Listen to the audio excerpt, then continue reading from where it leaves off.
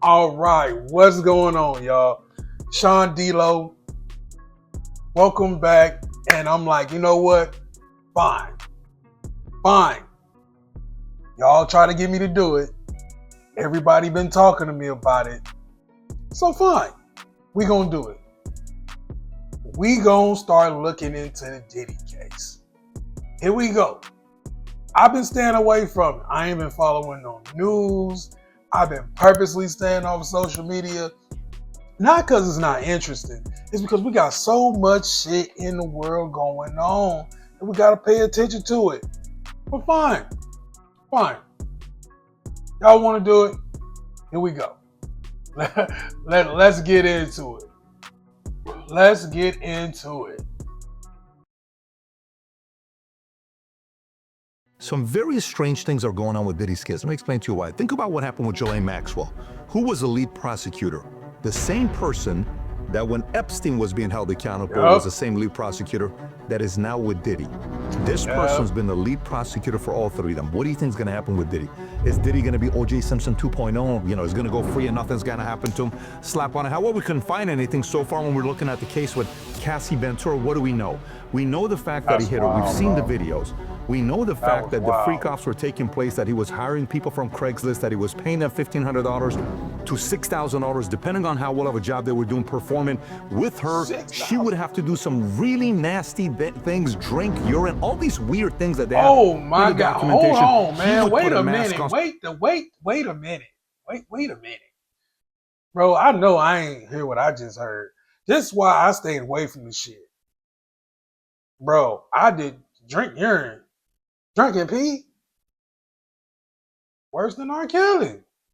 The Craigslist person would show up. They didn't know who he was. She would put a wig on. His nickname was Frank Black, and her nickname was Jackie Star. All this stuff we know already.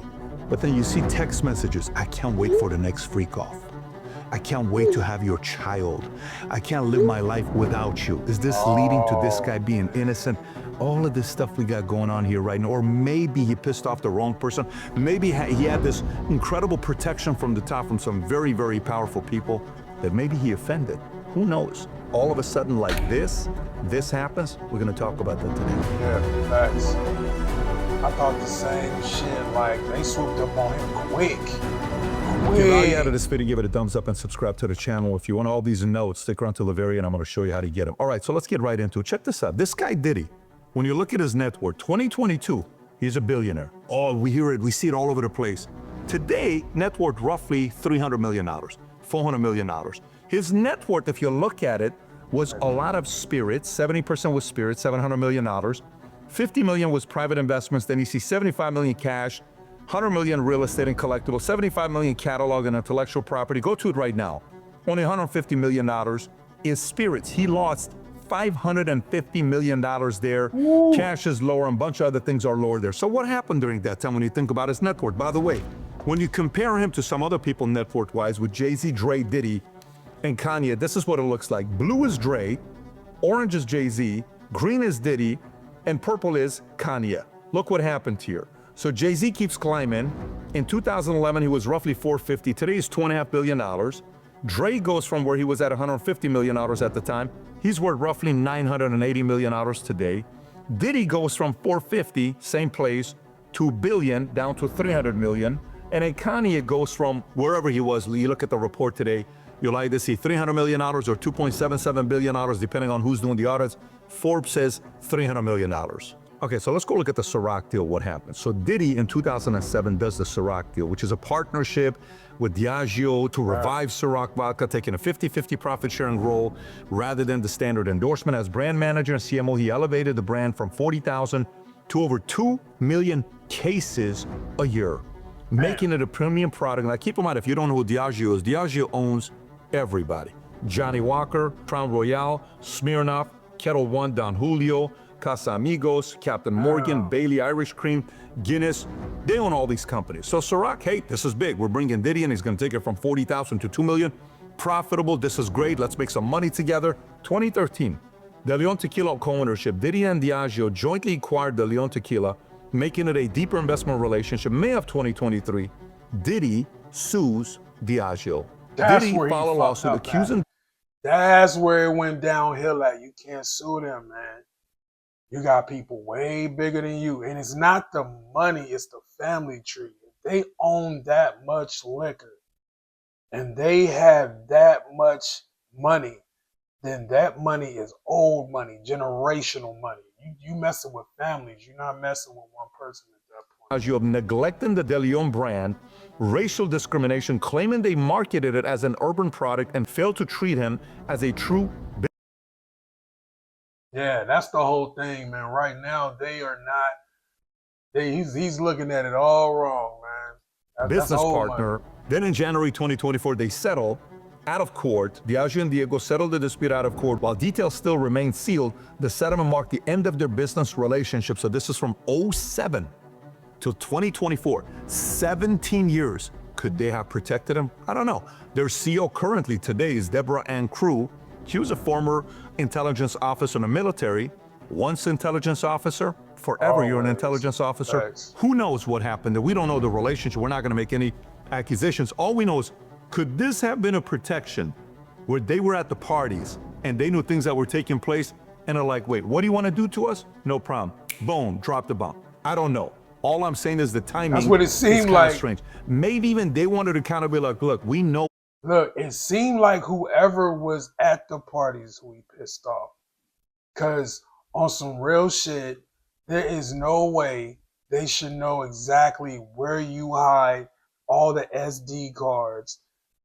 You know, all the movies. I did see that. Like when they ran in there, they knew exactly where they go, hit both houses at the same time, both coasts. I mean, that means that you pissed off the wrong person, man. Which is messed up too, because none of y'all should be doing the shit y'all was doing, man. None of y'all. All y'all should be doing it. Hey, I just make content. Know what's about to be dropped on this guy. We want to have nothing to do with you. We're out. Here's some money. You stay quiet. We'll pay you, but we want to get out of here. The only thing at the time is kind of crazy is January 2024, they settle. 2 months later, remember what we're sitting there doing and minding our own business? And you hear, March of 2024, the feds are raiding Diddy's Miami home and his LA home. For what? What are they trying to get? And you saw them pulling out all these boxes. What's going on over here? Federal agents raided his Miami and LA home, seizing 90 terabytes of digital data. What are you taking? A bunch of letters he wrote? What do you think they're getting there, right? What? Multiple unregistered firearms, over 1,000 bottles of lubricant, allegedly linked to coerced sex events. His associate, Brandon Paul, was arrested at a Miami airport, and Diddy's jet was tracked to Antigua, though he remained in the U.S. We all remember this. This is nothing new. May of 2024, guess what footage is released? Cassie Ventura's footage. How long have you been having it, CNN? Since 2016. You haven't released it till now? No. Who made the phone call to say release it now? That's what I was, Who was kind of like, we're done with this guy. You're not back. You're threatened to say this. Release the footage, right? I'm not gonna lie, man. They kept that footage and he pissed them off and he sent it. Whoever, or she sent it. Whoever that was, man, sent that, bro. You don't hold on to nothing like that, especially for no female getting drugged down a hallway like that, bro. You don't do that. He comes out, issues an apology, while his lawyers accuse the government of leaking the tape. It was later admitted as evidence in his trial. Again, January deal, March is raiding his house, Miami and LA. May, here's a video being dropped from CNN, even though they've been sitting on it for 8 years. September 2024, book is released, Kim's Lost Words, which, by the way, there's a lot of speculation with this thing here, so whatever I'm reading is not necessarily 100%. It is there, it is not there. The alias they use on who wrote the book is Shanti Millwood, which is an alias for Tupac, which is kind of weird. Why would you use that? This book appeared on Amazon, allegedly written by Kim Porter, accused Diddy of abuse, misconduct with minors. Porter's children denounced it as fake. Investigators revealed the real author was Chris Todd, who claimed he compiled the book from a mysterious flash drive. Amazon removed the book a month later in October. So September last year was a rough year for him because that's when the lawsuit comes out and he's arrested and indicted on federal charges, racketeering, conspiracy, sex trafficking by force, and transportation for prostitution. The indictment claimed he ran a criminal enterprise from 2008 to 2024. He pleaded not guilty and remained jailed at MDC Brooklyn, where his bail offers was up to $50 million, was rejected. Then all of a sudden, October, wave of lawsuits come out, okay? Attorney Tony Busby filed numerous lawsuits against Diddy with over 120 cases. Planned allegations span sexual abuse, drugging, coercion, often tied to industry events. Some suits implicate third parties, including Marriott International, for allegedly enabling the abuse. Like, you allowed for this to happen and you knew it was taking place. Then it comes to today, May of 2025, the trial begins. Okay, so what is he being prosecuted for? You got charges for racketeering, conspiracy, sex trafficking by force, and transportation for prostitution. That's what's taking place right now. What is he not being prosecuted for that he's been allegedly accused of doing over the years? For example, sexual abuse of minors ages 9 to 17 in the 90s, 2000 civil suits. You know what happened? 9 to 17, bro.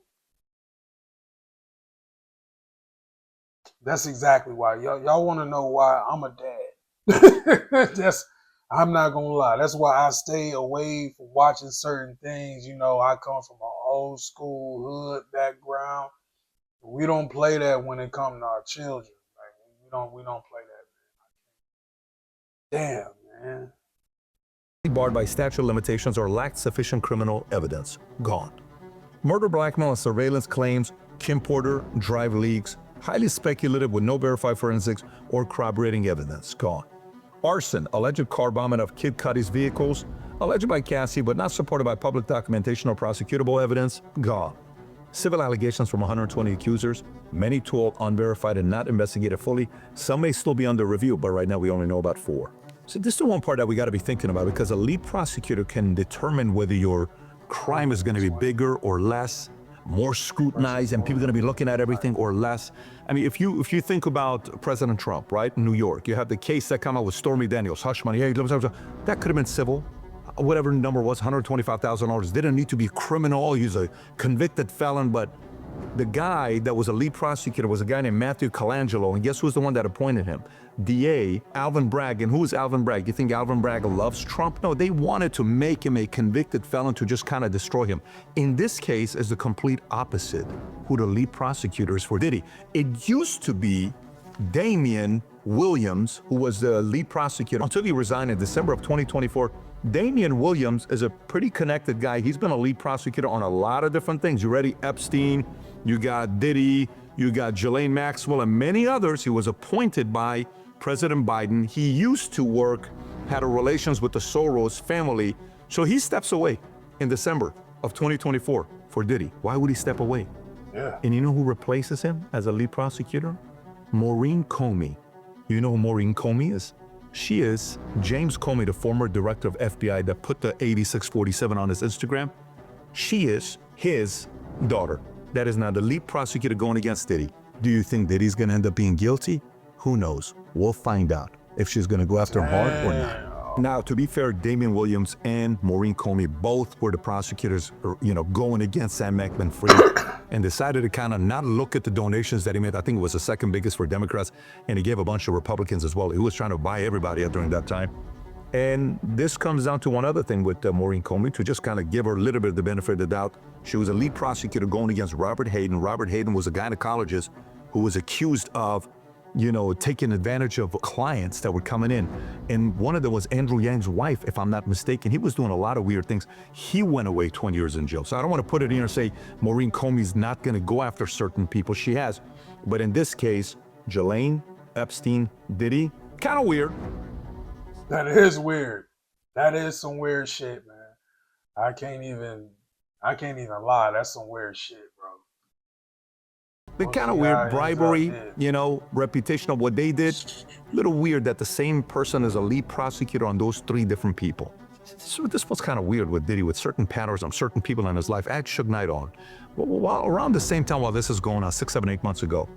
And he says, look, no man wakes up one day and learns how to do this kind of stuff. What do you mean no man wakes up one day? Somebody had to teach you on how to bribe and do this and hold people hostage and da-da-da-da-da. Kind of weird. And then Clive Davis's name comes up. And in Clive Davis, apparently, when you look at this in the early 70s, federal authorities started investigating whether major records, including Columbia Records, division of CBS, were directly or indirectly involved in a drug-fueled payola scheme. Look, I don't know about y'all. I don't know y'all age groups, But and I mean, I'm not like all involved and none of that. I don't know. But I've heard his name for decades, man. Decades. I don't know how I've heard his name, but normally I've heard that man's name a lot. And so, apple don't fall far from the tree. That's all I'm gonna say. Don't fall far. These were illegal arrangements where drugs or money were allegedly used to bribe radio DJs and stations to give preferential airplay to certain artists. You know who was the leading guy for Columbia at the time? A guy named Clive Davis in 1973, a rising executive and then president of Columbia Records, fired by CBS in 1973. The official reason cited the misuse of company funds. He was accused of charging personal expense, including lavish bar mitzvah costs for his son, to the company. I mean, obviously that's not good, but if you look at the charts, you hear them using heroin and other drugs to bribe DJs. Even his former EA testified and gave statements that Clive Davis authorized payola practices, further damaging his reputation. So what does Clive Davis do? Starts his own company called Arista Records in 1974. Now, while he's going through, the CBS sues him to recover some of the funds. Davis was not indicted or charged with any crime, including the broader allegation on payola or drug-related misconduct. So the relationship between Clive Davis and Diddy's interesting because when Diddy's 23 years old, he's making a name for himself. Clive gave him $15 million to start Bad Boy Records. And then later on, they did even a bigger deal where Clive gave him $50 million advance on future earnings. This is 5 years later in 1998. $6 million upfront payment, $700,000 annual salary, and a state-of-the-art recording studio. We're talking a $2 million recording studio. This is when he went after Faith Evans. He got Biggie in the early 90s. This is when it started. But there's a relationship with Clive. And it's interesting because Clive later on, they say something may have happened here because Shook said Clive taught him the bad habits. And later on, Clive comes out and says the following. Yes, record mogul Clive Davis has identified as being bisexual. He publicly revealed in his memoir. This is not allegedly. He said it. The soundtrack of my life. At the age of 80, he also discussed in an interview with Katie Couric, expressing the hope that his coming out would contribute to greater understanding of bisexuality. It's Clive Davis. And on top of that, very weird, the principal of the high school that Diddy went to school to. This is like... Look, they was smashed. Y'all was smashing, bro. Y'all was smashing. That old ass man was giving you money, bro. And he look, he was beating your back out. All right, let me go ahead. Completely crazy. In 1987, Reverend Bernard Lynch and brother Timothy Brady were accused of sexually abusing students at Mount St. Michael Academy in Bronx, New York. While this was happening, the allegations involved the molestation of 3 boys. While the timing overlaps Diddy enrollment at school, there is no public record or indication that he was among the victims, and no one knows the 3 boys' names. So Timothy Brady goes and gets convicted, goes to jail. He's in prison. But when he comes out, he goes back and is reassigned by Marist Brothers to a Catholic high school in Chicago, where he worked from 1993 to 2005, 12 more years after you know what he's doing to boys. I mean, this makes a lot of sense, right? And then Reverend Bernard Lynch was indicted in 98, stood trial in 89 on the abuse of former student. He was acquitted of all charges. Lynch has maintained that his prosecution was a result of a witch hunt due to his AIDS ministry and advocacy for LGBTQ rights. In 2019, Lynch faced a new civil lawsuit allegedly sexual abuse of a 16-year-old student at Mount St. Michael Academy during 1978 and 79. The lawsuit was dropped in 2021. So who knows? Some are saying maybe one of those 3 boys could have been Diddy, and maybe he picked up some of those habits there. Chances of that, less than 5%. But these are all very weird things that are kind of coming together. This next one here, don't let your kids listen to this next part. I mean, at this point, if you've let your kids listen to the whole thing, you shouldn't have done it in the first place. But this next part, maybe you say earmuffs or pause, stop the video, step away, put the, So this guy goes to Macy's one day, Diddy, with his crew. While he's at Macy's, the plaintiff claims that Diddy, accompanied by 3 armed bodyguards, enters the stockroom. This is 08. This isn't too long ago. This is 17 years ago. He was 38 years old at the time. Goes in the stockroom, and the plaintiff alleges that he was struck, possible pistol whipped, and threatened with death by the bodyguards. Combs then allegedly forced him to perform oral on him, referring to as Echo, and making derogatory comments during the assault. Do you know what ends up happening afterwards? You may never go to Macy's ever again. Okay, you ready? Aftermath, Macy's response. Following the incidents, Combs purportedly took Sean John merchandise from the stockroom and distributed it to shoppers on the sales floor. The plaintiff reported assault to Macy's security, but the search said no action was taken. He further alleges that approximately 3 weeks later, Macy's CEO Terry Lundgren pressured Echo executive to terminate his employment to safeguard a multi-million-dollar deal Macy's had with Sean John. Subsequently, he was fired and lost his company-provided housing. Like, I don't know if this is a true story or not, but it's written about all over the place. You're not gonna have a hard time finding this. If a person comes out and says, this person did this to me, one person comes out, they're getting after somebody. 2, 3, all of these stories in different... Yeah, 100 or more, this man. This person's got issues in his heart. And I'm talking about Diddy. The guy's got problems. You know, I mean, this doesn't happen accidentally. And Diddy's father was tied to the mob back in the days, working with Frank Lucas. You ever seen the movie American Gangster? Frank Lucas, the one that was selling the Blue Magic, I think what it was called. And they claimed that he was an FBI informant, that he was leaking information. And who knows what the hell was going on. But that's the lineage. So I don't know what's going to happen. Here's what I could tell you. He said his dad was a rat and that was the lineage, bro. He wild for that one. He wild. He said, hey, his daddy was a rat. Got his DNA. With the pattern that we've seen with Ghislaine, with Epstein, with Diddy, either Diddy's going to commit suicide, either he's going to be hiding somewhere that we won't hear about for many, many years, or he's going to be O.J. Simpson, and he'll be released and said, I told you I was as innocent. I told you nothing happened. I told you I was this. Or he's going to go to jail and spend the rest of his life in jail. The cold part is, though, because I was just talking this over with my lady, man. The cold part is if he's released, and if you're innocent, you're innocent. I don't want, there's a lot of innocent people behind bars. Let me say that. I don't advocate for nobody going behind bars, let alone innocent going behind bars. It's just not my thing. And I'm gonna say, I don't rock with nobody messing with kids. I don't care if you don't want to watch my channel because you mess with kids. If you don't agree with what I'm saying, that's on you. I got kids. I don't care. Just not my get down. Y'all stay that way. But I will say this. If he doesn't go because of how many people that came, and this is what I heard. Like I said, I ain't been watching the trial, but I'm about to start doing some of these videos because y'all keep talking to me about it. And the shit is juicy. It's crazy. But if y'all release him, there's going to be so many more different lives that are affected. Just because they done shown their face, they done came and took the stand, they done wrote, they done done everything, called news places, and whatever they doing to get their story out. So, just damn, that shit's crazy, man. That's wild, bro. That is wild.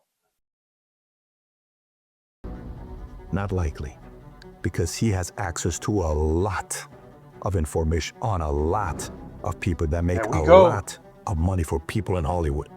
Do they want those people to be gone? I don't know.